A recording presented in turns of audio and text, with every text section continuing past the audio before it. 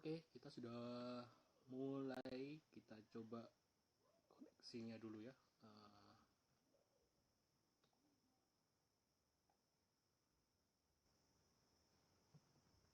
Wah, Mas Rian udah langsung duluan gabung. Selamat datang di live IG TDA. Yuk, absen dulu. Siapa aja nih yang udah hadir?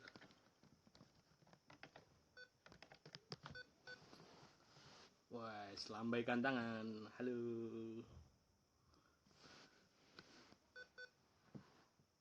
Oke, sambil kita masih tunggu Bu Yuyun karena masih kurang 1 menit lagi ya. Sambil teman-teman prepare, siapin tempat yang paling enak, camilannya siapin, jangan lupa kopinya ya. Oke.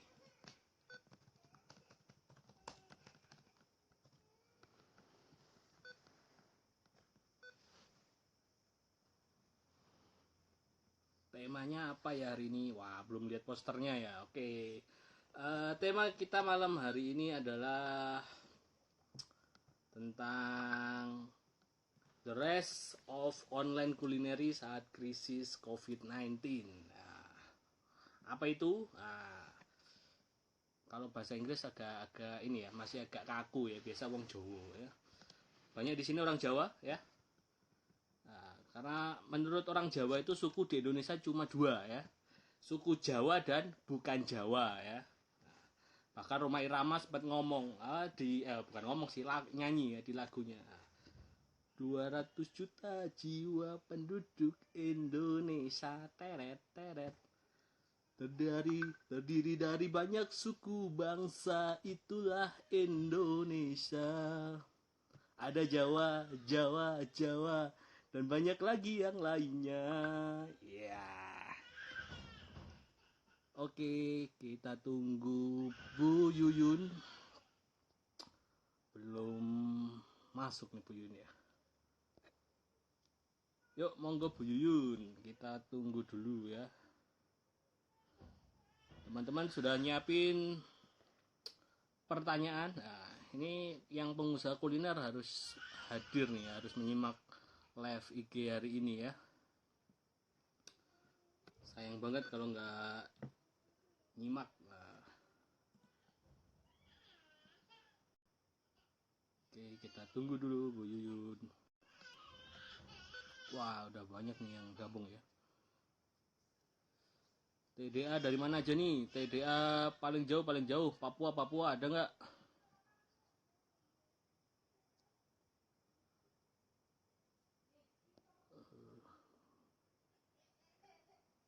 Oke, sebentar kita cari dulu Bu Yuyunnya. Kok belum muncul? Oke.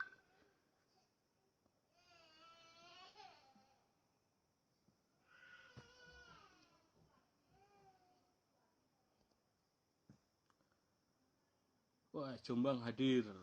Siap nyimak Sam. Oke, Bekasi. Oke, teman-teman yang belum tahu ya, hari ini kita akan bahas tentang peluang nih buat para pengusaha kuliner di tengah wabah COVID-19. Nah, jadi the rise of online culinary. Nah, jadi bersinarnya bisnis kuliner online di tengah krisis COVID-19.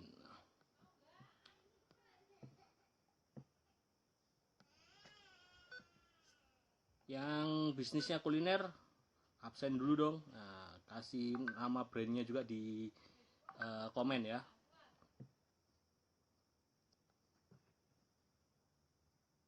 Ini belum muncul ini.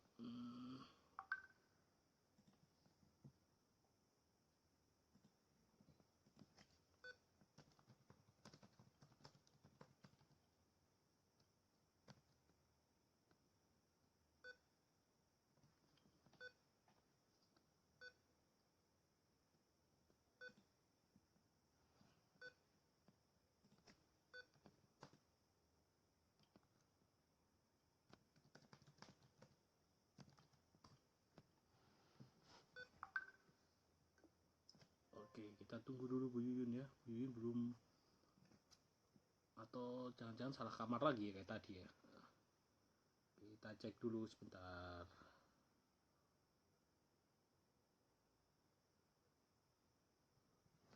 Oke, buat teman-teman gimana nih bisnisnya? Terutama di bisnis kulinernya. Apakah mengalami penurunan? Ya, atau sudah ditutup ya, kayak punya saya ya, punya saya sudah di lockdown.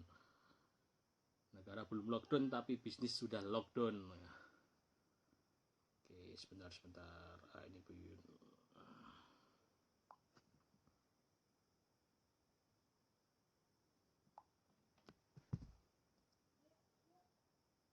Oke, sebentar.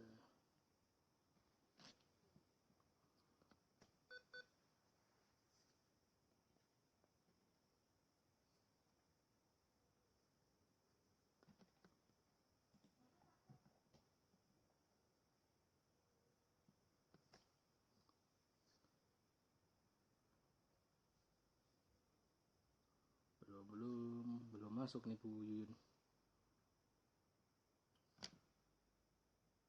Halo, masuk Bu Yun. Oke, sebentar Bun.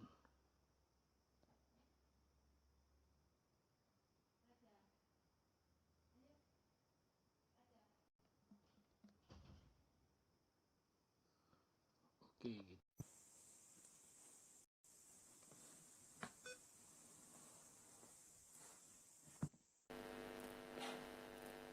Nah, Iya Mas. aduh, habis dari salon tambah capek gue. Bulu mata baru nih. Iya sih. Oke, kita mulai ya. Assalamualaikum warahmatullahi wabarakatuh. Waalaikumsalam warahmatullahi wabarakatuh. Selamat datang di live IG TDA, di official TDA di hari ini, hari Senin, tanggal berapa ya? Tanggal 30 Maret ya. Oke. Ini adalah bagian dari Business Continuity Plan series ke-6 ya. Selama kita di karantina ya, artinya kita stay at home, kita tetap bisa belajar dengan komunitas TDA. Dan malam hari ini kita akan membahas sebuah materi yang keren banget, The Rise of Online Culinary saat krisis COVID-19 bersama Bunda Yuyun Anwar. Say hello dulu Bunda. Assalamualaikum warahmatullahi wabarakatuh teman-teman ya. Mudah-mudahan hari ini banyak yang lihat ya. Oke. Ya, Langsung nih beliau Mas adalah, Cakra. saya belum kenal ya, saya kenalkan sebentar Bun. Ya, yang mungkin ada beberapa tadi yang nanya siapa nih pematerinya? Pematerinya adalah Bu Yuyun Anwar. Beliau adalah praktisi teknologi olahan pangan dan kuliner. Nah, kalau ngomongin kuliner, teknologi pangan nih beliau nih ahlinya. Ya, kita akan belajar hari ini gimana nih buat teman-teman yang bisnis kulinernya hari ini mungkin banyak yang down, drop, bahkan sudah ditutup. Kayak saya teman bisnis lagi tutup. Mungkin peluang di saat krisis harus banyak orang stay at home itu gimana? Mungkin Bunda Yun silakan memberikan materinya dulu ya selama kurang lebih 20 menit, nanti baru kita lanjut tanya jawab. Monggo Bunda. Oke. Kita bahas dulu tentang the rise of online culinary business ya saat krisis COVID-19. Sebetulnya tentang online kuliner ini dalam beberapa bulan yang lalu sudah sempat saya kenalin ya Mas Cakra ya, tentang Ghost Kitchen. Kan kita sempat kemarin, cuman dalam beberapa bulan ini saya agak sedikit waktunya agak sedikit berkurang karena banyak nemani beberapa teman-teman UKM yang mulai berbenah karena situasinya sekarang itu uncontrollable ya. Kita tahu pada saat krisis COVID-19 ini ya, pemerintah mewajibkan kita lewat protokol yang sudah disampaikan oleh WHO bahwa kita harus yang namanya social distance, sehingga pada social distance itu ada sebuah kondisi di mana kondisi itu nggak lumrah. Ini banyak yang masih terkejut-kejut ya, terkejut-kejut kok tiba-tiba, waduh aku gimana nih, tiba-tiba dia tidak bisa bergerak sama sekali, loh kok situasinya ternyata separah ini. Tapi sebetulnya kalau kita mau bergerak cepat itu ada sebuah kondisi peluangnya tetap ada itu Mas Cakra. Oke ya. Kita lihat dulu kondisi playfield-nya sekarang itu apa sih ya? Kondisi lapangan yang terjadi. Yang pertama ada social distance. Jadi kita dipaksa untuk menjaga jarak. Yang kedua, dipaksa tidak keluar rumah. Jadi semua orang dipaksa loh ya, bukan terpaksa. Kalau terpaksa mungkin nggak punya uang itu terpaksa Mas ya. Hari ini dipaksa tidak keluar rumah. Yang ketiga, di rumah bisa jadi do nothing. Mungkin kalau anak-anak bikin PR, tapi kalau yang tua-tua mana bikin PR kan enggak, do nothing. Terus yang keempat, penuh ketakutan. Terus kemudian yang kelima, tidak bisa masak. Terus yang keenam, tidak punya alat masak. Sebetulnya tidak bisa masak dan tidak punya alat masak ini adalah peluang yang luar biasa gitu. Ini yang belum kita tangkap sampai sekarang. Lalu bosan dengan yang itu aja ya. Terus beberapa orang itu sudah terbiasa dengan siap saji tinggal makan. Sekarang kan malas semuanya kan gitu loh. Karena semakin lama semakin malas, otomatis mereka itu kondisinya seperti itu. Jadi ada social distance, dipaksa tidak keluar rumah, tidak ngerjain apa-apa, penuh ketakutan, tapi butuh makan Mas. Terus kemudian tidak bisa masak, tidak punya alat masak, bosan dengan itu dan terbiasa siap saji tinggal makan ya. Terus masalahnya orang-orang ini apa sih? Jadi pada saat kita tuh pengen cari peluang, harus lihat masalahnya itu apa. Masalahnya, pertama mereka takut tidak bisa keluar rumah, takut tidak bisa keluar rumah ya. Takut makanan menjadi sumber kontaminasi virus. Ya, pertama takut tidak bisa keluar rumah. Yang kedua takut menjadi sumber kontaminasi virus. Kenapa saya ngomong takut ini? Karena ini harus dijawab value-nya oleh teman-teman ketika mereka akan beralih ke bisnis kuliner online. Ya, takut menjadi sumber kontaminasi virus. Takut tidak mendapatkan makanan yang cepat saji. Ya, takut tidak terjangkau atau tidak terbeli. Takut bertemu orang luar atau orang asing. Takut pengiriman menjadi sumber kontaminasi. Dan yang terakhir, takut makanan tidak menyehatkan. Karena kita sedang posisi adalah memutus mata rantainya Mas. Ya, jadi ketakutan-ketakutan seperti ini harusnya bisa dijawab. Dengan dijawab itu akhirnya kita punya peluang. Jadi kita harus tahu masalahnya orang rebahan itu apa sih. Ya, ketakutan yang bertubi-tubi. Oke, jadi dengan adanya kondisi tersebut, ketakutan tersebut, makanya bisnis kuliner itu bisa jadi ada yang bilang kita harus pivot point, pindah, atau cuma add value. Beberapa teman-teman yang saya diskusikan, ada yang sudah langsung pivot point kalau dia udah siap. Tapi untuk sementara aku nggak tahu nih posisinya gimana. Dia hanya add value. Jadi mungkin dia hanya berubah sebentar, tapi nanti kalau dia masih lihat situasi, dia akan kembali kepada bentuk bisnis modelnya yang lama. Jadi mungkin hanya menambahkan add value lebih agar dia bisa bertahan. Jadi ada yang pivot point, ada yang add value. Oke, kita bahas mau pivot point atau add value, ujung-ujungnya adalah efisiensi dan optimalisasi. Gitu ya. Karena kan kita kondisinya sudah punya resto, sudah punya catering dan sebagainya. Oke. Benar nggak sih COVID-19 itu mendisrupt dine-in dan restoran Instagramable? Jadi waktu kemarin kita lihat beberapa teman-teman sudah dikasih undangan surat cinta ya Mas ya. Itu seolah-olah waduh selesai nih. Dulu yang punya restoran Instagramable seolah-olah dicekrak-cekrak ini udah selesai. Waduh keren ini Instagramable, pada kumpul-kumpul semua. Padahal pada saat COVID-19 itu orang tidak ada yang kumpul sama sekali, tidak bisa keluar rumah, tidak bisa mendatangi restoran sama sekali. Jadi rasanya Mas, begitu ada situasi kayak gitu itu hampa. Gimana nggak hampa ya, Kak, lagu ya hampa ya. Jadi ternyata kursinya kosong. Padahal kalau kita menghitung bisnis dine-in restoran, itu ngitungnya kan kursi Mas. Kursi ini harganya berapa sih? Diduduki oleh berapa orang, berapa kali. Kita kapasitas optimalisasi dari bisnis kuliner itu ada di kursi. Tapi begitu lihat kursi nggak ada apa-apanya sama sekali, itu rasanya sangat hampa banget. Oke ya. Jadi kalau disebut disrupt, saya belum bisa jawab karena situasinya kan kita belum tahu sampai kapan. Kalau nanti mungkin COVID-19 sudah oke, ya paling orang-orang yang balik lagi, senengannya nongkrong, ya nongkrong lagi, senengannya apa peluk-pelukan, ya peluk-pelukan lagi kan seperti itu ya. Kemudian kondisi sekarang kalau mau bertahan, seandainya kita sudah punya dine-in restoran ya, mau bertahan dine-in restoran bisa jadi kafe, bisa jadi kopi dan sebagainya.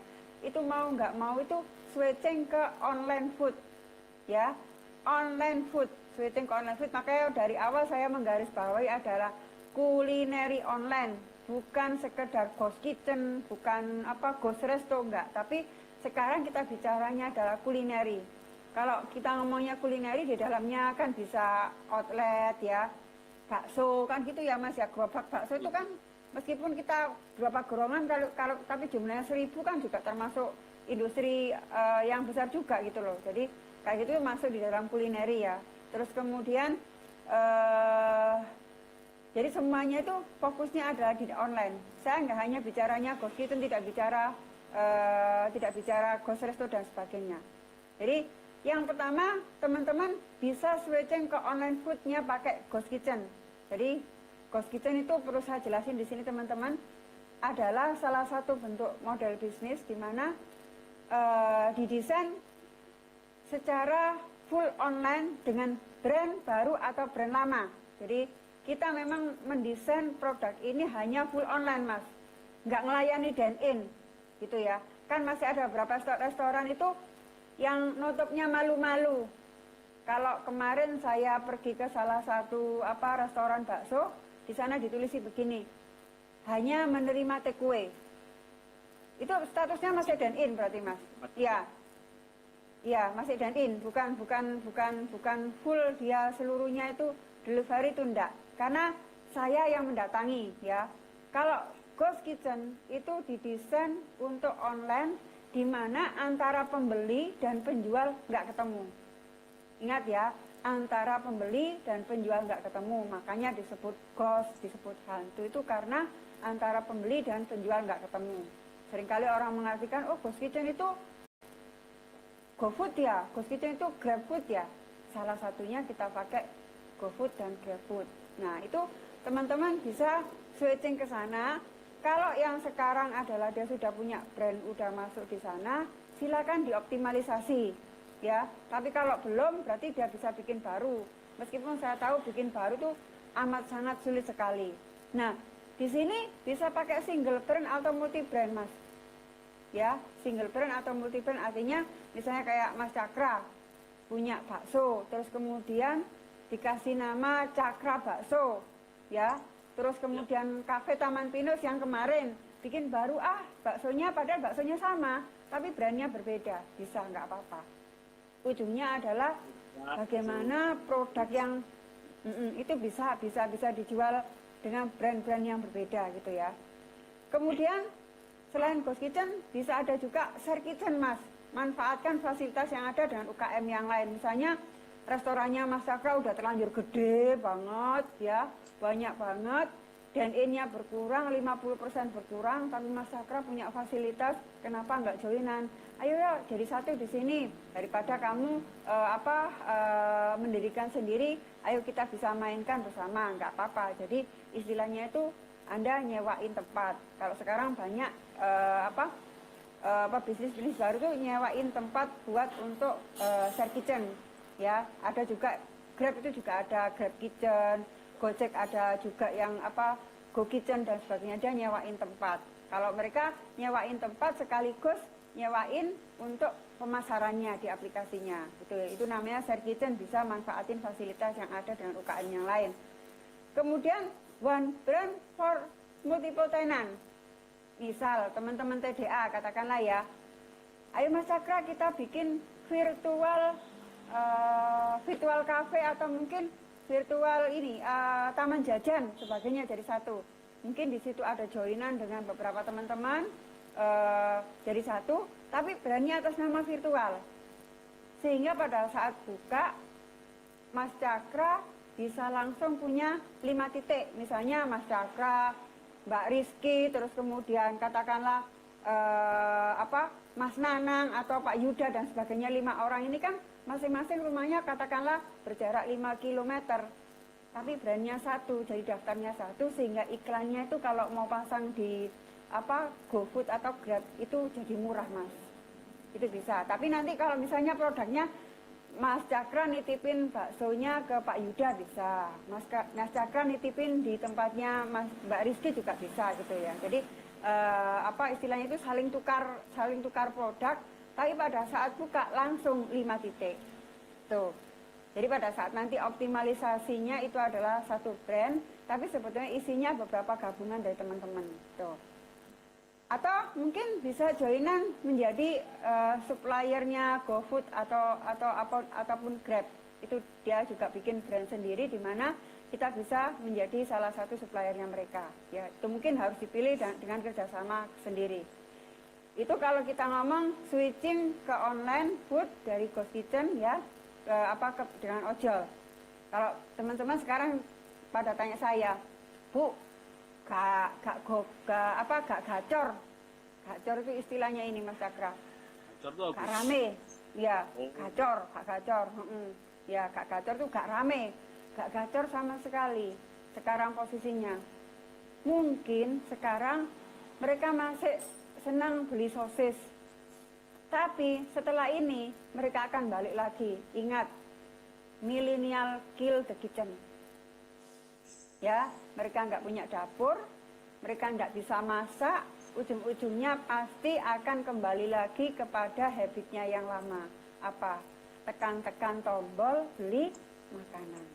Tuh ya. Jadi kalau sekarang masih belum ramai, mungkin perilakunya mereka masih punya perasaan was-was. Makanya tadi saya bilang ketakutan-ketakutan yang tadi itu harus dijawab, Mas. Kalau ketakutannya nggak dijawab, kita nggak akan punya peluang. Itu yang switching ke online food dengan Ghost Kitchen. Yang online delivery, Mas. Apa sih online delivery itu? Jadi restoran kita yang tadinya itu dine-in, nyediain tempat banyak, tiba-tiba nggak ada yang datang. Apakah kita akan menunggu sampai mati? Kan nggak mungkin.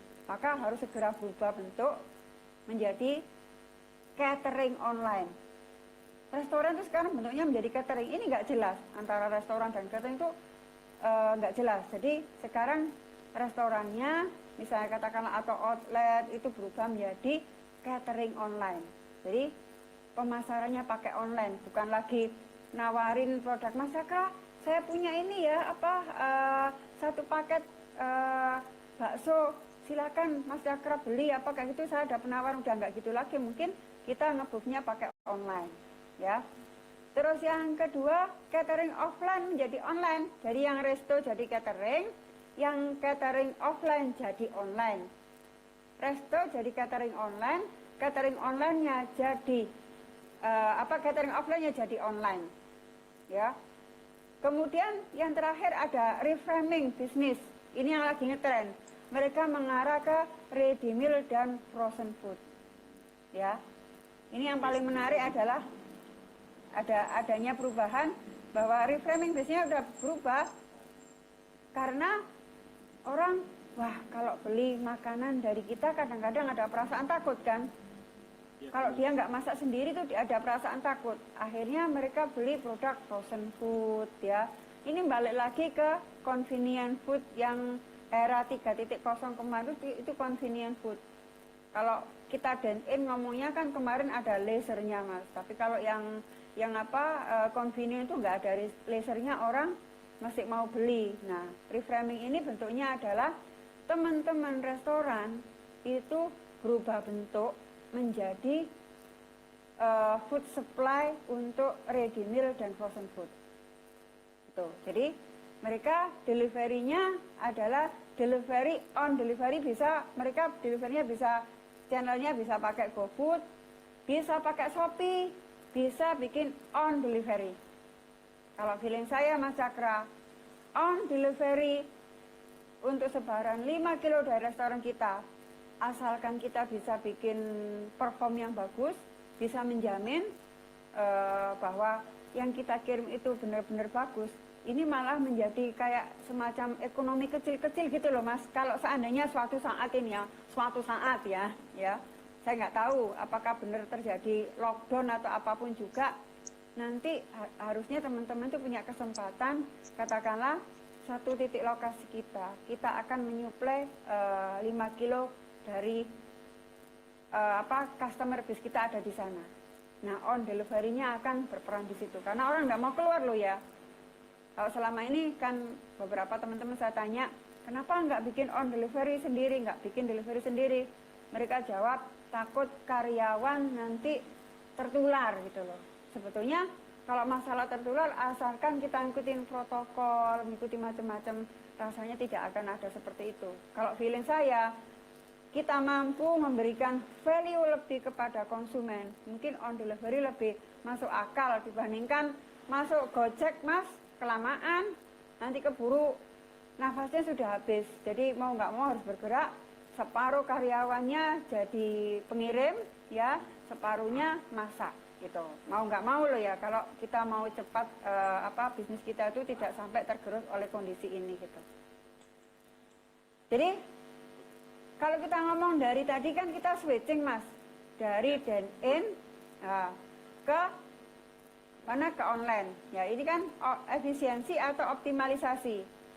Kalau kita mau optimalisasi, berarti harus mapping kekuatan.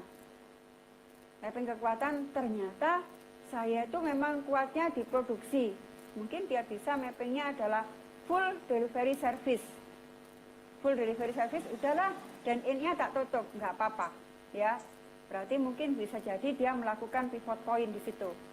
Ya. Atau yang kedua, dia melakukan re-engineering. Di sini ada efisiensi.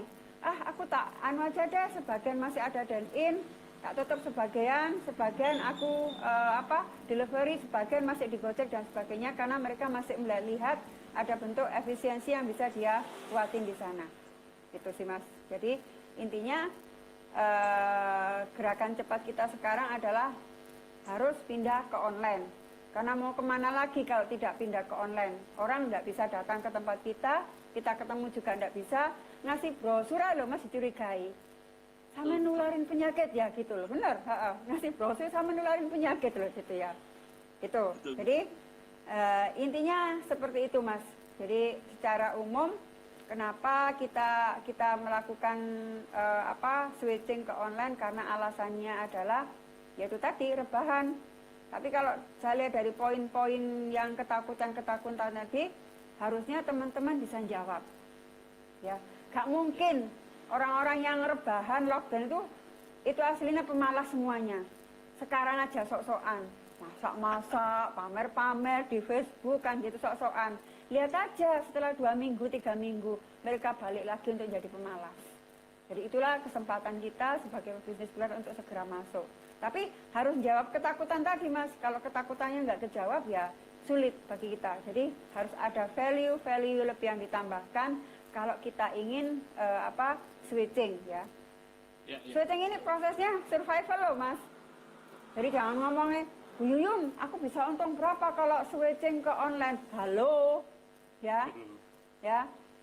Jangan berharap lebih karena posisinya kita sedang krisis gitu. Jadi kalau sedang krisis otomatis yang kita lakukan adalah bertahan dulu gitu loh ya. Bertahan dulu, gak dapat untung, gak apa-apa, pokoknya kamu bisa bernafas aja, sudah alhamdulillah gitu. Kemudian tren-tren menunya Mas. Tren-tren menu ya. Oke. Menu kalau saat krisis kayak gitu yang digemari adalah menu-menu yang ya pasti Mas murah ya. Makanya teman-teman butuh engineeringnya, teknologinya. Kan saya juga dalam posisi kena social distance ini juga tidak ngajar. Saya rajin, makanya saya bikin program dan sebagainya untuk nularin teman-teman. Ini ada engineeringnya, ada teknologinya. Kalau kamu nggak punya teknologinya, nanti barangmu jadi mahal. Kalau mahal nggak kebeli. Sekarang itu orang nggak fokus untuk happy-happy gitu, nggak. Wah, aku kelihatan keren.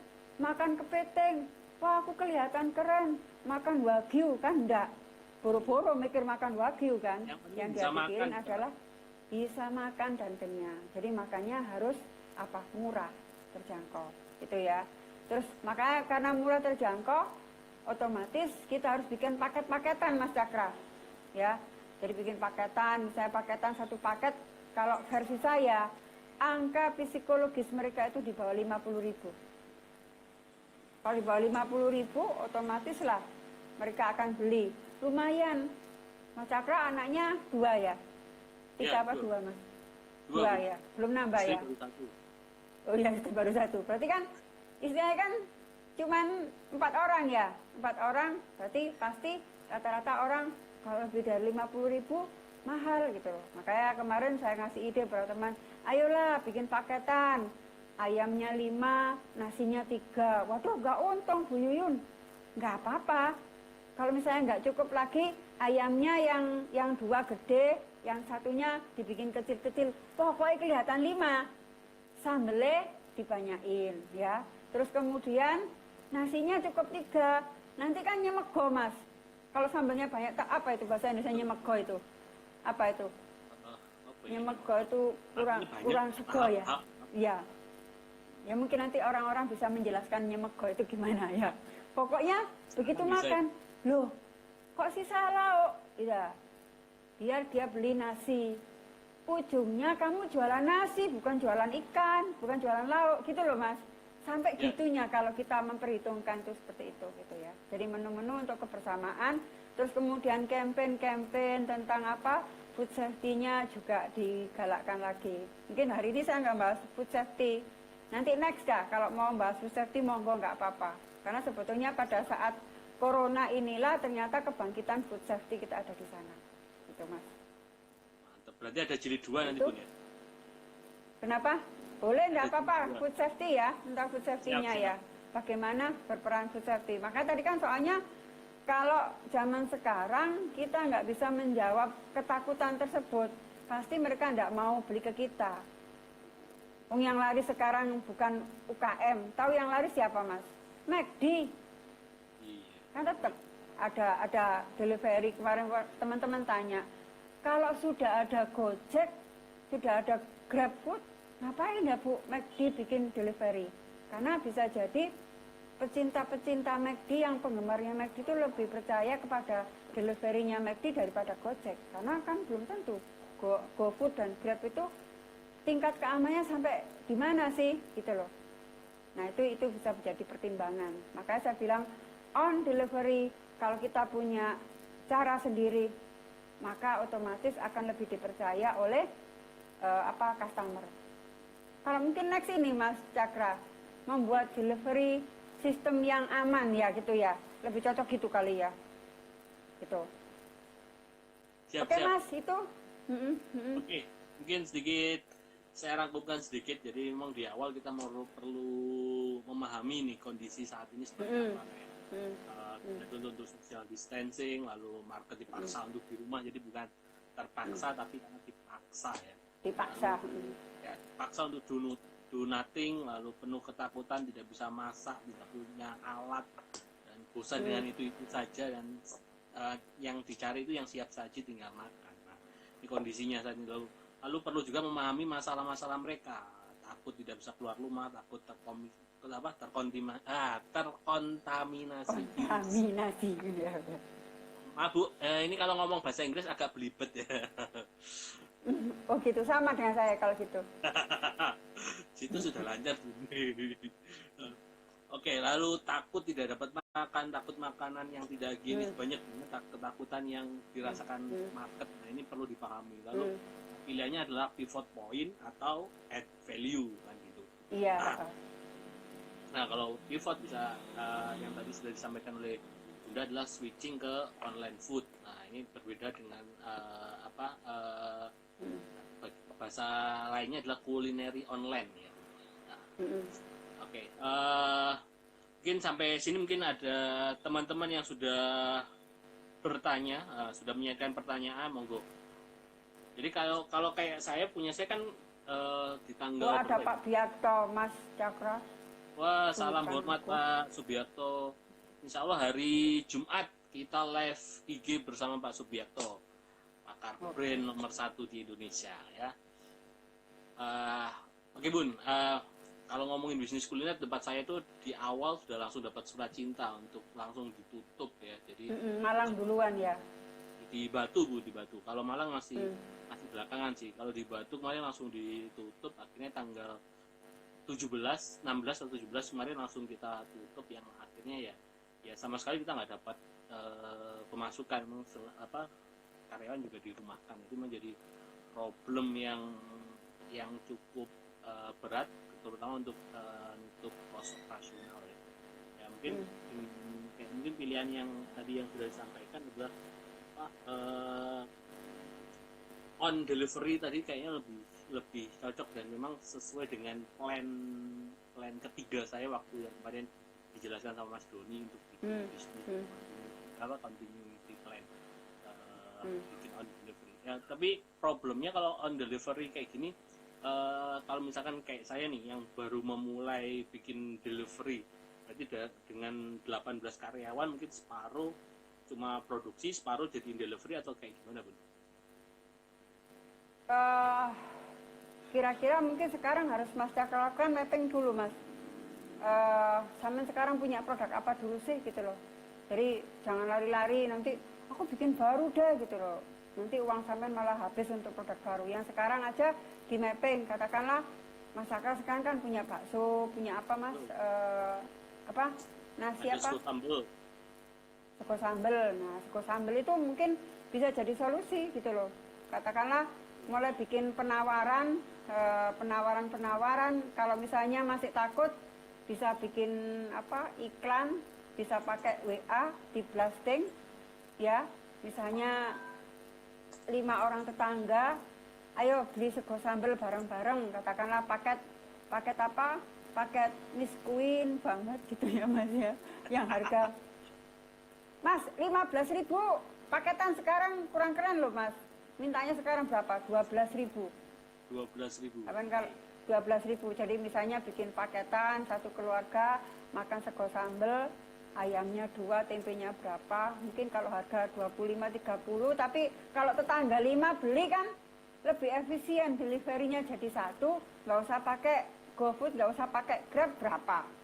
9.000 kan? Ya 9.000 kali 18 dia udah dapat satu paket gitu. Misalnya mendorong orang, kalau kamu beli delivery tetanggamu 6 berapa, mungkin didiskon jadi berapa, kan enggak masalah gitu.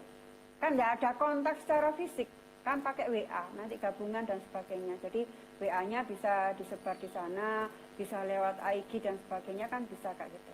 Jadi engagement-nya harus dibikin kayak gitu. Harus balik dulu pada mapping bisnisnya kita masing-masing gitu. Kalau misalnya Mas Cakra, Bu, aku pengen bikin fried chicken gitu ya, mungkin bikin kategori produk baru lagi, sampai invest lagi, nanti kelamaan. Sekarang itu yang cepat bergerak itu yang oke. Kalau yang lama masih kebanyakan mikir ya nanti keburu darahnya habis gitu Mas. Oke, siap. Berarti memang harus actionnya harus lebih cepat ini Bun. Iya. Oke, ini ada yang tanya Bun dari Mbak Titin Alfianti. Nah, bagaimana dengan ide menu setengah matang Bu Yuyun? Menu setengah matang. Menu apa ini ya setengah matang? Dan mungkin kayak kemarin yang dibikin temen TDA Malang itu kayak ayam ungkep, mungkin kayak gitu ya. Ada ayam ungkep, orang tinggal goreng kayak gitu, gimana Bu? Itu kalau ayam ungkep fully cook ya, bukan setengah matang. Oh, itu sudah, beda ya? Iya beda. Kalau fully cook, kalau nugget itu 3/4 matang gitu. Kalau menurut saya jangan setengah matang, hindari setengah matang. Kalau sayur mungkin bisa di blanching kayak gitu bisa. Oh ya, trennya Mas Cakra ya, tren ke depan ya. Kalau kita mau tren ke depan setelah COVID-19 ini selesai, itu bisnis makanan online yang laku itu adalah online yang gabung-gabung, beberapa orang di rumah masak cuma 5 menit. Ya kayak gaya-gayanya sekarang, sabu-sabu di rumah, nyayur di rumah bareng-bareng, itu mungkin lebih oke sih gitu. Kalau setengah matang saya tidak saranin sih, apalagi sekarang COVID-19, nanti setengah matang, luarnya matang, dalamnya setengah matang menjadi cross kontaminasi gitu. Mungkin yang dimaksud, kalau dimaksud matang itu mungkin ini ya, apa, ready cook ya, ready to cook gitu Ya. kayak gitu. Ya. Oke. Ya, sekarang punya potensi luar biasa. Ya. Ada yang tanya lagi Bun, yang pertanyaan kedua nih. Dari Mas siapa ini? Izin tanya Sam. Bu, frozen food bagaimana ya? Apa ini peluang karena kaum rebahan kalau lapar bisa langsung buka kulkas, masukin microwave atau penggorengan? Berkaitan frozen food Bun. Ya, dulu 3 tahun yang lalu itu saya tuh pesimis dengan frozen food. Tapi kayaknya begitu merebaknya COVID-19 ini ternyata frozen food malah sekarang jadi apa di mana-mana. Ya terpaksa memang beberapa teman-teman, Bu, saya sekarang posisinya kayak gini. Ya kalau dia jualan ayam, ya saya jual ayam ukep. Dan sekarang yang paling laku memang ayam ukep, Mas. Ayam ukep ya. Jadi frozen food memiliki potensi yang amat sangat luar biasa. Karena kalau kita bicaranya produk yang dry, Mas, ujungnya mahal. Mas Cakra bayangin kalau kita bikin rendang di frozen sama rendang yang dikeringin. Pasti mahal rendang dikeringin. Kalau rendang dikeringin 1 kilo cuma jadi berapa? 3 on, 4 on. Tapi kalau frozen kan masih banyak dagingnya masih utuh, nggak terlalu banyak susutnya, otomatis jauh lebih murah dibandingkan yang dikeringin. Abon ayam pasti mahalan abon ayam daripada ayam goreng biasa gitu. Jadi alasannya kenapa orang milih frozen itu rasanya masih enak, Mas. Ya. Dibandingkan produk sterilisasi.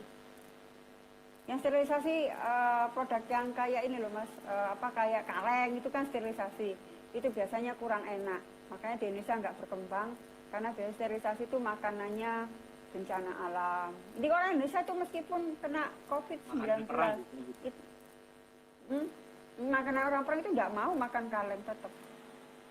Milihnya ya yang enak tetap gitu. Jadi frozen food memiliki potensi yang luar biasa. Cuma memang kalau sekarang boleh nggak Bu, saya start aja dulu, nggak apa-apa. Tapi mungkin nanti kalau biasanya kan kemarin kan sempat down frozen food ini masalah izin, Mas Cakra gitu. Masalah izin. Tapi kalau kita ngomongnya itu adalah bahan baku yang ada di outlet kita, otomatis masih posisinya masih aman gitu. Makanya tadi saya bilang mic-nya agak noise ya. Mungkin dicabut dulu baru ditancap lagi. Ada suara noise. Halo? Udah, Mas? Oke. Iya. Ya, ini ada yang tanya lagi, Bun. Berkaitan dengan McD dan KFC. Mereka berimbas nggak ya, Bu? Mereka switching ke online, salesnya bisa sama dengan offline. Terus kalau UMKM yang punya banyak cabang, apa sebaiknya ditutup aja? Kalau McD dan KFC ya, kayaknya mungkin ada imbasnya juga ya, ada beberapa McD yang ditutup. Tapi mungkin kalau McD dari awal sudah nyiapin online-nya. Kalau kita ngomong brand nomor 1 ya McD lah. Mau ngomong apa-apa, nah juga brand nomor 1 ya McD. Ada imbasnya juga. Terus bagaimana dengan teman-teman yang cabangnya banyak? Harus dipetain dulu sih Mas Cakra, kalau misal cabangnya di Jakarta dan tidak memungkinkan untuk dibuka, salesnya anjur-anjuran ya jangan dipaksakan. Tapi kalau masih bisa diselamatkan, misalnya gini ya, cepat berubah online itu harus dilihat juga ini model bisnisnya dia itu kuat di produksi apa enggak, itu yang pertama. Yang kedua, kuat di pemasaran online apa enggak gitu. Kalau dia kuat di pemasaran online sama kuat di produksi, mungkin dia cepat untuk berubah ke sana gitu. Jadi kalau feeling saya misal ini ya, harusnya pada saat ada social distance kayak gitu, kalau cabangnya banyak, katakanlah 40 gitu ya, masing-masing outlet itu harusnya segera berubah bentuk menjadi penyedia makanan RT. Tak keren nah, Mas? Ya. Ya gitu. Satgas COVID-19 sudah sampai level RT. Berarti sekarang kulinernya juga level RT. Nah iya, jadi harus kayak gitu. Wes lah, daripada kamu itu masak, udah jadi satu aja di sini. Nah itu mungkin untuk sementara kalau mau kita optimalisasi di situ masih bisa gitu loh. Daripada nggak ada kegiatan sama sekali, kan dia punya bahan baku dan sebagainya gitu. Mungkin ya melayani RT tadi saya bilang. Jadi kalau 40 cabang, otomatis kan masih selamat. Katakanlah 50% lah mas, masih selamat. Katakanlah 50% karyawan yang delivery, 50% masak gitu loh. Ya memang nggak semudah itu sih, tapi kalau kita cepat, insya Allah bisa. Gitu. Apalagi yang brand-brandnya udah bagus loh mas. Brandnya udah bagus, ditutup itu kan pasti ada rasa rindu toh mas. Saat itulah, makanya kata Pak B, pada saat krisis itu nggak boleh, nggak promo, harus promonya malah digencarin. Karena saat itulah kita pengen tahu sebetulnya kita itu punya pembeli loyal apa enggak. Saya yakin itu pada saat warungnya ditutup pasti ada perasaan rindu. Nah perasaan rindu itulah kita harus menjawab. Menjawabnya apa? Ini tak kirimi makananku gitu loh. Tapi aku bisa jawab keresahanmu gitu loh. Siap. Kayaknya cocok harus dilakukan ini ya.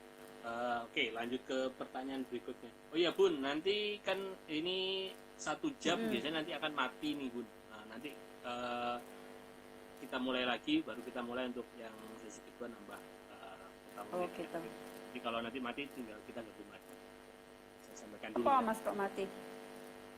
Itu Bun, dari IG-nya 1 jam maksimal. Nggak bisa diperpanjang. Jadi kita bawa ke Mahirot ya biar panjang. Oke ya betul. Oke. Berikutnya pertanyaannya dari Mas Tatang Kusdiana.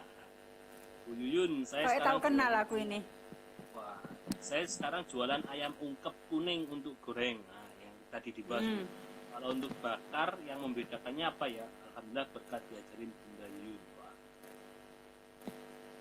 Ini sambal hijaunya enak ini Mas Cakra, Pak Tatang ini. Tuh.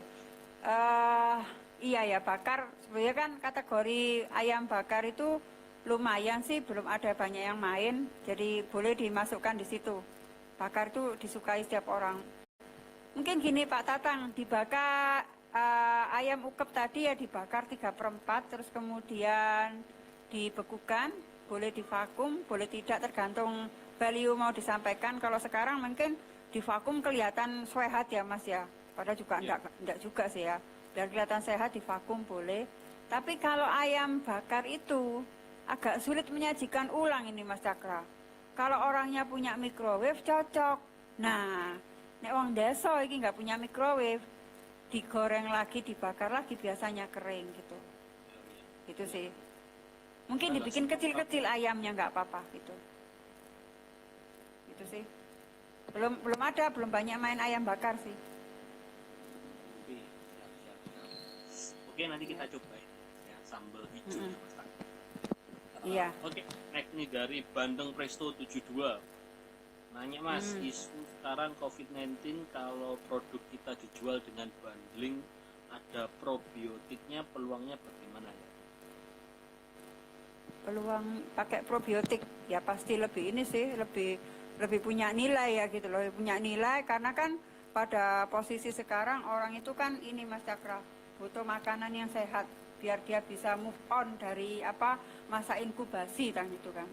Gitu. Jadi bisa nggak apa-apa atau mungkin bandengnya dikasih rasa jahe gitu nggak apa-apa gitu loh. Rempah-rempahnya dijual kan nggak apa-apa gitu. Bisa. Iya rempahnya dikuatin juga nggak apa-apa sebagai value. Kalau meskipun kondisinya krisis jangan lupakan value lo ya. Kalau value-nya nggak ada ya pasti dia nganggep oh ini harus lebih murah daripada ini gitu. Oke Mas. Ini ada Mas Sidik 6100. Bu Yuyun kalau masak ayam agar bumbu meresap sampai ke tulang itu gimana? Nah nanti ikut kelasnya aja Bu Yuyun ya. Berikutnya, oke, untuk frozen food yang banyak disukai orang biasanya yang apa dan apakah merek frozen food berpengaruh pada minat konsumen untuk beli? Mana Bun? Frozen food yang disukai banyak orang itu biasanya apa dan apakah merek tadi berpengaruh? Kalau frozen food ya Mas ya, nomor satu ya nugget. Nugget itu bisnis masa depan, makanya izinnya sulit ya. Nugget, terus kemudian sosis, ya bakso, ya itu aja sih produknya yang paling disukai, paling populer kayak gitu. Kalau merek ya otomatis siapa yang dari dulu sudah beriklan ya itu yang akan menang gitu loh. Makanya kalau UKM memulainya harus membangun value dan mulailah dari lingkungan terkecil dulu Mas Cakra, jangan kepedean langsung, wah aku mau bikin nugget kayak punyanya Fiesta, siapa Allah kan gitu kan pertanyaannya, siapa Allah kan gitu ya. Mana rela dia kalau nuggetnya diambil sama UKM, 1 UKM kalikan 1000 ya kan, otomatis habis lama-lama punyanya dia. Nah berarti harus membangun value-value baru di mana dia nggak punya. Kalau versi saya, kalau bikin produk nugget ya, terutama chicken nugget, itu adalah makanan yang masa depan banget. Ya jangan sama dengan Fiesta. Kalau sama Fiesta, pasti pertanyaannya adalah kita nggak bisa melawan dia lah gitu loh. Mending kita cari cara lain biar tidak head to head. Misalnya katakanlah saya tuh ada tuh teman yang bikin nugget dari bahan nggak pakai terigu, bisa lumayan bagus juga dan ada peminatnya, harganya mahal juga gitu. Mungkin dikasih sayur, mungkin dikasih istilahnya itu ya, kalau kita ngomong bahannya dari probiotik ya probiotik nggak apa-apa. Jadi yang kita jual probiotiknya bukan nuggetnya gitu. Intinya gitu. Cari value yang tidak dipakai oleh kompetitor besar. Ya, misalnya, nuggetnya tak oven, ngomongnya gini, ini nugget tanpa minyak, di oven, bebas minyak, meskipun nanti orang yang goreng urusannya DE, bukan urusan kita, yang penting kita jual adalah nugget nggak pakai minyak, misalnya kan gitu. Kalau perlu, ditakut-takutin dulu Mas, gitu. Masa nugget buat anak kok digoreng? Nah, di luar sana kan banyak nugget, biasanya kan chicken nugget itu kan ada yang murah Mas. Yang murah itu biasanya pakai kulitnya ayam sama minyak goreng. Ya, dulu waktu saya kerja di pabrik, kerjaan saya kan gabungin minyak goreng dan es batu biar jadi pengganti daging. Tapi sekarang saya sudah insaf Mas Cakra. Gitu. Dulu ngaduknya pakai kaki. Jadi, itu Bu ya? Enggak. Jadi semakin tinggi teknologinya semakin efisien. Ya kenapa teman-teman UKM tidak bisa seefisien mereka? Karena teknologinya rendahan. Ya. Jadi otomatis kita harus fokus kepada value-value yang lebih. Bahkan kalau menurut saya bikin produk di mana pabrik nggak bisa bikin. Contohnya siomay itu pabrik nggak bisa bikin. Tuh. Kenapa nggak bisa bikin? Karena harus pakai tangan ya? Iya pakai tangan, dia nggak suka kalau pakai tangan. Pempek nggak bisa bikin dia. Ya. Otak-otak yang panjang-panjang lantir itu juga dia nggak bisa bikin gitu. Jarang pabrik yang bikin pempek itu, nggak ada, jarang, karena itu pasti manual. Jadi sebenarnya manual itu menjadi keunggulan kita sih, misalnya rolade dan sebagainya itu manual gitu. Oke, mantap ini. Makin malam makin banyak, makin panas ini yang tanya ya. Ini berkaitan dengan ada yang nanya lagi Bun, kalau untuk jualan kue baiknya gimana?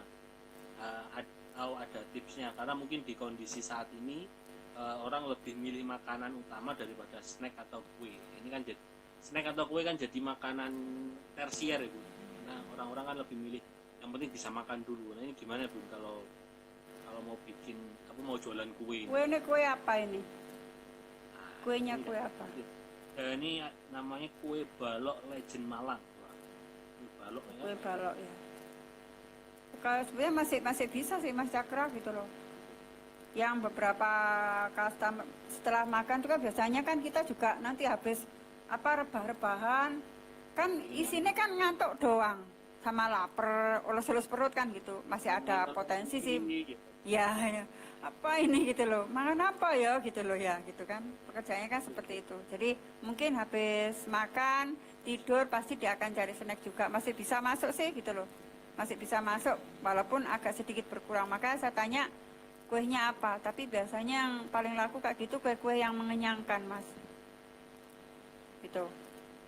Kayak apa Mas sekarang itu kenapa? Selain yang tips mengenyangkan apa? Ada tips lain Bun yang perlu diperhatikan di kondisi krisis ini. mengenyangkan ya, dan ini sih enak ya, yang enak ya gitu loh. Mungkin Murah kue tadi baloknya juga. harus di apa? Murah Yang tadi murah masuk. itu wajib ya mas, terjangkau lah. Iya, Ya, iya, posisi kayak gini tuh mikir kan gitu loh. Nggak iya. mungkin kita beli barang yang mahal-mahal banget gitu loh. Apalagi nanti kalau semua pada main itu kan, kalau sekarang kalau Anda main duluan mungkin masih relatif banyak yang belum aware ya, masih rada bingung. Loh, aku ki ya apa, masih banyak bingung gitu. Makanya cepet-cepet gitu loh. Saya cuma begitu teman, ayo cepetan, cepet.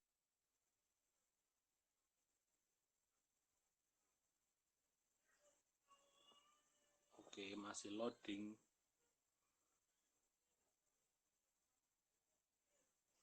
Halo Bun.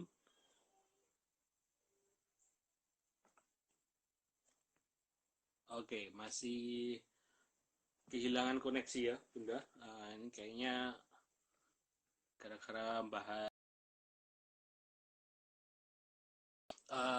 Oke, makin seru nih.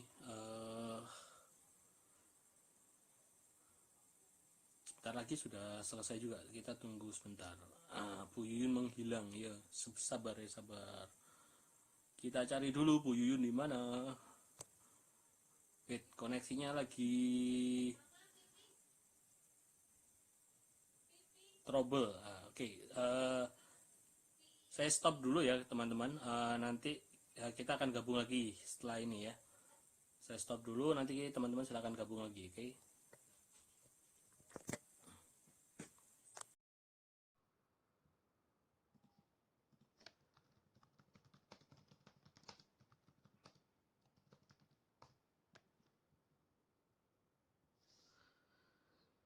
Oke, kita mulai live lagi. Tadi kehilangan sinyal ya.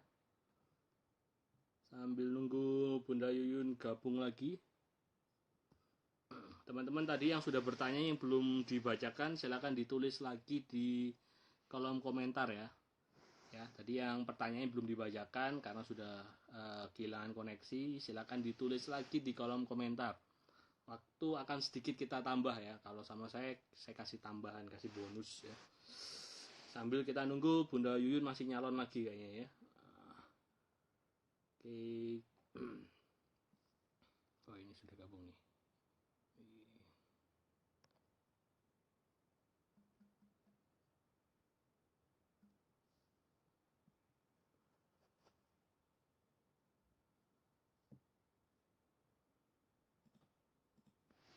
Oke, tunggu Bunda Yuyun belum gabung. Atau kayaknya kehabisan. Oh ya, Bun sudah gabung ya. Siap. Saya masukkan dulu. Oke, buat teman-teman silakan ditulis lagi pertanyaannya yang tadi belum. Ya. Apa komen saja mas? Ya, nanti kita tanya Pak Sugebek ya, Bun. Iya betul. Untuk ini ya. Iya. Ayo kurang dobo. Kata Mas Nang nanti satu jam lagi nyalon lagi, Bun. Oh gitu.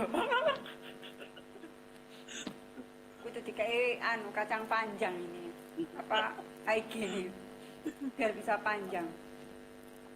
Oke, teman-teman silakan tadi pertanyaan yang belum dibacakan lagi, silakan ditulis lagi ya di kolom komentar, nanti akan kita tanyakan lagi ya.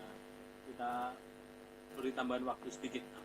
Ya, jadi makin menarik Bun ya. Jadi pilihannya kalau tadi nggak pivot point adalah add value. Mungkin berkaitan dengan add value ini yang Bunda sarankan nih buat teman-teman yang terutama yang banyaknya bermasalah itu kalau di yang jualannya tadi yang banyak makanan tersier yang sekunder tadi gitu. Yang bukan makanan pokok, kan orang dari makanan pokok tuh yang kasih gitu. Ini yang makanan yang tersier yang sifatnya kayak camilan yang lain yang itu bukan makan, mungkin kayak sebelah itu kan bukan makanan pokok itu. Ini mungkin apakah perlu ditambahin add value apa?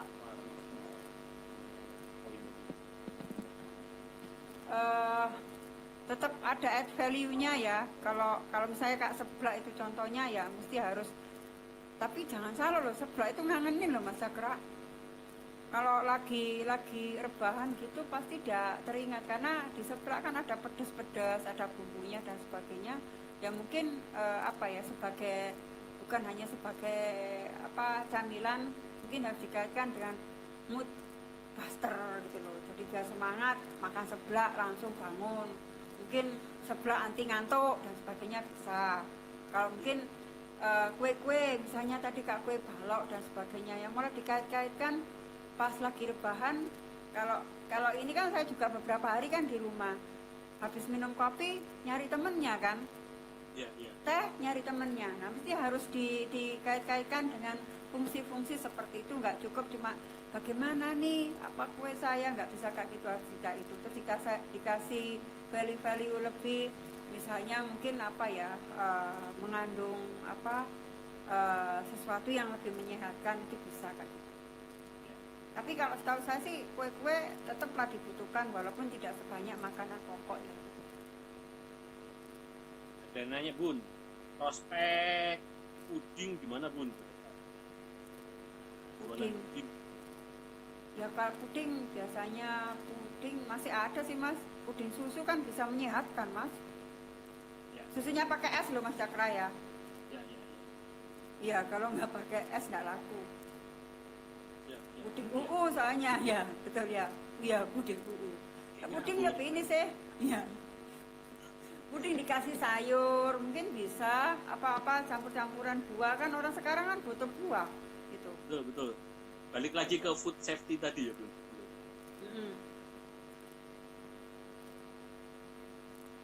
Oke. Itu siapa itu Mas? Kita lanjut ke pertanyaan berikutnya Bun. Wah, kok angel men iki. Ini dulu deh. Masa depan bisnis kopi dan susu gimana Bun? Ya, Bunda hilang lagi nih sinyalnya ya.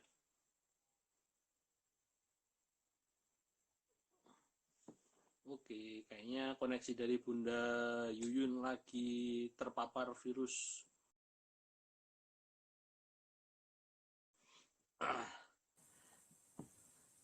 Ya, akhirnya terputus ya. Oke. Kita tunggu koneksinya dari Bunda Yuyun biar nyambung dulu. Kayaknya sinyalnya putus-putus ya. Oke, banyak banget nih teman-teman yang sudah didapatkan ya dari apa yang sudah kita diskusikan dengan Bunda Yuyun terkait dengan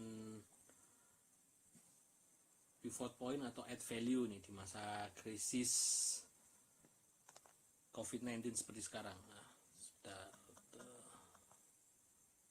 Yuyun belum gabung lagi nih.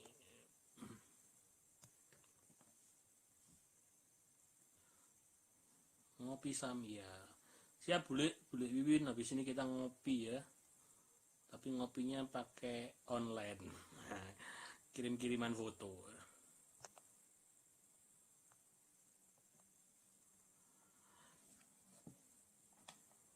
Oke, mungkin kita tunggu dulu Bu Yuyun dan kita tambah mungkin sekitar 10 menit lagi ya. Atau mau sampai jam berapa nih teman-teman?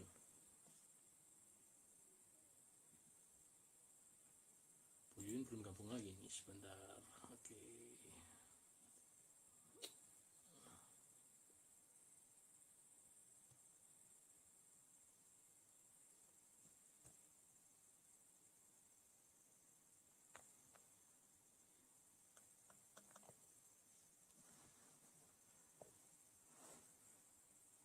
Sampean joget-joget band ada hiburan nih.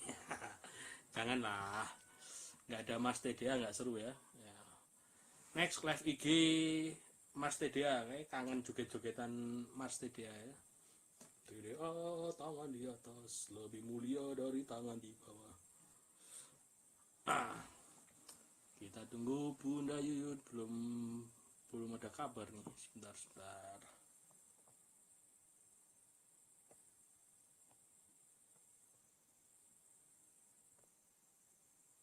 Oke, kita tunggu dulu ya sebentar ya. closing statement juga nih Bunda, atau kayaknya baterainya habis ya, kok belum ini lagi.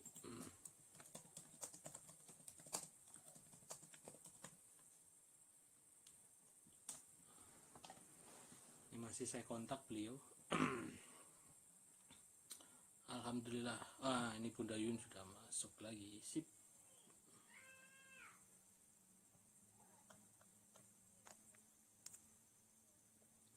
Oke. Alhamdulillah pedagang kaki lima masih survive. Mas pedotan ya Mas ya. Sebenarnya saya nggak pedot ya Bun. Nah, Iya. Mungkin di apa luar zona penjelasan. corona kan. Iya. Oke Bun, lanjut sedikit lagi nih terkait apa mau ya simpul jawab.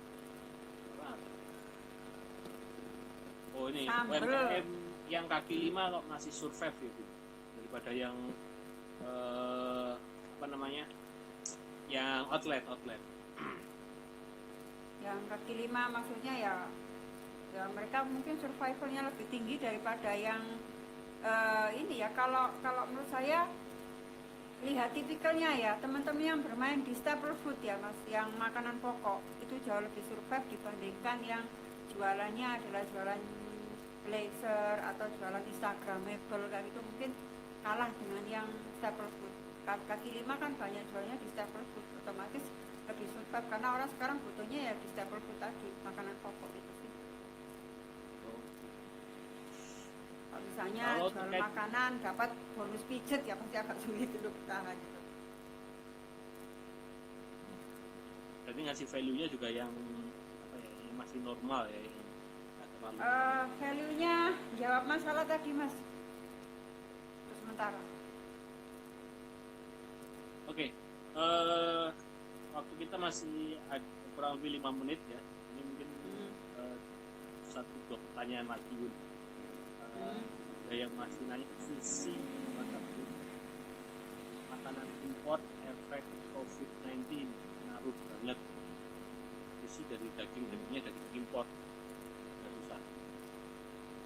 Kenapa Pak? Halo? Halo. Mas Cakra? Ya. Ini Bun, dari Mas Lukman El Hakim, untuk sushi gimana? Makanan import efek COVID ngaruh banget. Makanan impor ya Ya, pasti harganya mahal dan karu-karuan ya Mas, pasti impor banget gitu loh, jadi agak sulit ya. Mungkin yang impor produk di Indonesia kan sedikit, mungkin masih bisa masuk, misalnya sushi ditambahin ada sushi yang pedas atau sushi digoreng, mungkin masih bisa jadi solusi gitu.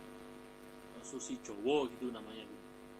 Ya sushi apa dikasih goreng itu kan juga bagus, sushi kan nggak ada yang goreng, mungkin bisa jadi solusi di situ. Terus kalau makanan sushi terus pakai daging mentah kan salah satu protokol dari COVID-19 itu kan menghindari makanan yang raw food Mas. Gitu. Jadi makanan mentah itu dihindari, agak sulit untuk dijual.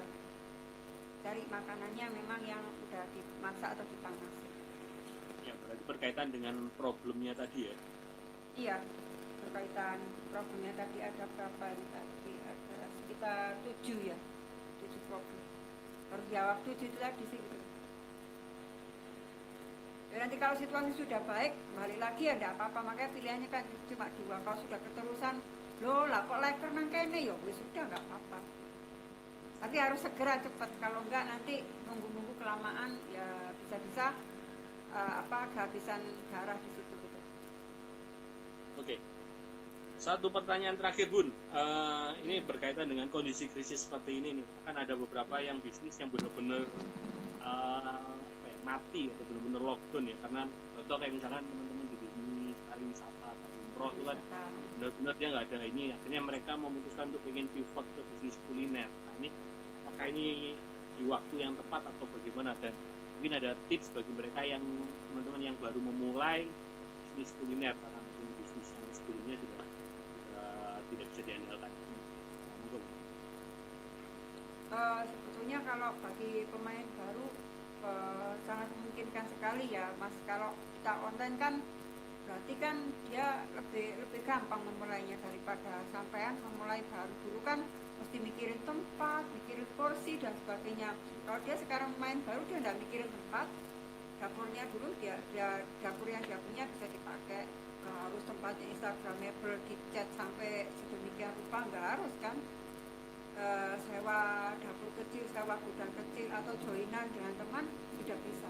Jadi kesempatannya ya pasti lebih cepat dibandingkan kalau dia harus dan itu kan hampir 50% itu investasinya kan tinggi mas. Tapi kalau online kan dia nggak perlu tempat duduk, nggak perlu meja yang bagus dan sebagainya, otomatis energinya jauh lebih hemat.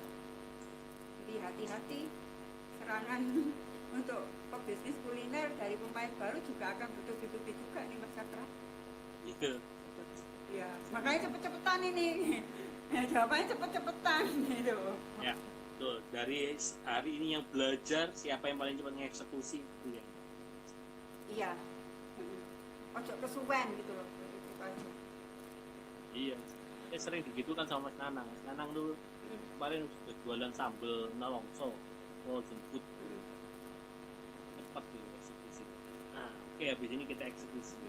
Oke Bun, closing statement dari Bunda Yuyun monggo. Jadi kalau situasi untuk COVID-19 ini adalah memang mau nggak mau kita dipaksa karena tidak bisa jualan dalam bentuk offline, ya harus beralih ke online karena memang protokolnya kita tidak bisa ketemu dengan orang. Satu-satunya solusinya kita berpindah ke online. Nah, tujuh ketakutan dari konsumen yang sedang rebahan ini harus segera dijawab sehingga menjadi solusi Anda. Nanti mau switching beneran menjadi ready meal, switching beneran menjadi frozen food dan sebagainya tuh nanti mungkin urusan nanti ya kita lihat. Tapi yang jelas sekarang kan bagaimana biar kita bisa tetap hidup, tetap pindahnya ke online. Jadi jawablah tujuh pertanyaan pertama. Takut tidak bisa keluar rumah, berarti kita antar ya mas ya, jawabannya ya. Terus kemudian takut makanan jadi sumber kontaminasi virus. Ini nanti kita bahas di food safety bagaimana protokol untuk membuat makanan itu tidak menjadi sumber kontaminasi. Ya, ini masih ada PR lagi ya. Iya, karena ini penting banget gitu loh. Diperlukan teman-teman kalau mau segera beralih ke online. Terus kemudian takut tidak mendapat makanan yang cepat saji.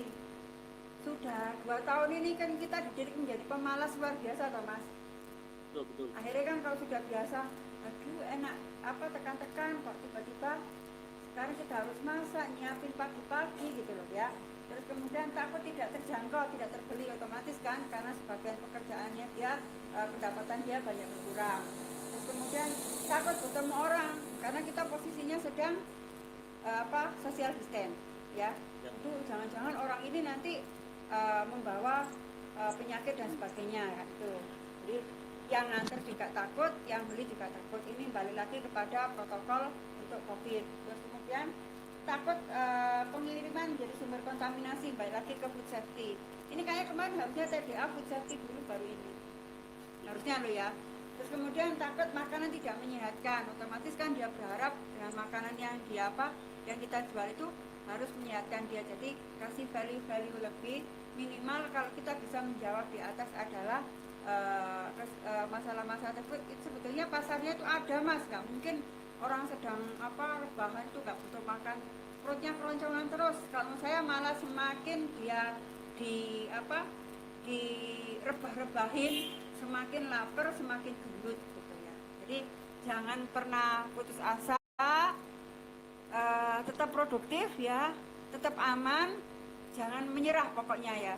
Intinya kalau semua pebisnisnya menyerah nanti semuanya jadi terlockdown.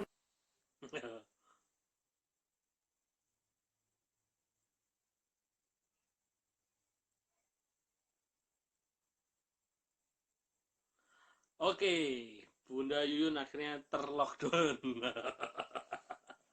Ya, oke. Teman-teman sudah, insya Allah sudah berakhir ya live IG hari ini, dan tadi kesalahan dari market ya. apa tadi, takut tidak bisa keluar rumah, takut terkontaminasi virus, takut tidak dapat makanan yang cepat saji, lalu takut tidak terjangkau atau tidak terbeli, takut ketemu orang, takut pengiriman terkontaminasi, dan takut makanan yang tidak menyehatkan. Nah, kalau teman-teman produknya bisa menjawab 7 pertanyaan ini, insya Allah produk kita bisa tetap bertahan di era krisis, bahkan bersinar ya di era krisis, memunculkan orang-orang kaya baru. Nah, tadi pilihannya ada 2, kita mau pivot point atau add value, lalu switching ke online food atau kuliner online, dan pilihannya ada 3 tadi untuk karena pada dasarnya nanti milenial itu kill the kitchen. Nah, yang pertama adalah online delivery atau on delivery. Nah, ini kita perlu mengecek dulu menu-menu kita yang bisa kita online kan, lalu berikan penawaran di WA blasting seperti itu. Lalu kalau bikin harga, paketannya harga 12.000. Nah, kalau yang paketan yang kelompok biasanya di bawah 50.000. Dan yang kedua, bikin catering offline jadi online, dan reframing, merubah produknya menjadi frozen food. Oke, mungkin itu yang sudah kita berikan di hari ini di live IG. Buat teman-teman, selalu simak live IG TDA setiap hari Senin, Rabu, dan Jumat. Dan insya Allah di Rabu mendatang sudah disiapkan narasumber yang keren banget, Presiden TDA 5.1 dan Bimo Prasetyo. Dan jadi simak hari Rabu jam 8 malam. Dan satu lagi, saya ingin mengingatkan dari pesanan dari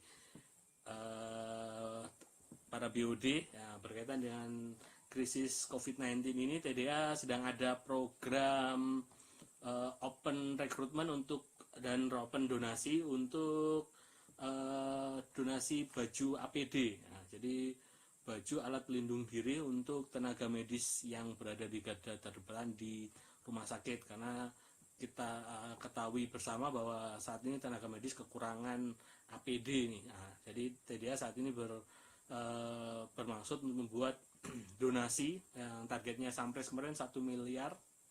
Dan untuk teman-teman pengusaha konveksi, kita ajak untuk bergabung dengan tim produksi untuk membuat baju APD ini. Dan bagaimana caranya, nanti bisa inbox di official TDA di sini ya. Oke. Jika saya selaku moderator ada salah kata, ada kekurangan, mohon maaf sebesar-besarnya. Dan sampai jumpa di live IG TDA Malang. Saya Sam Cakra. Assalamualaikum warahmatullahi wabarakatuh.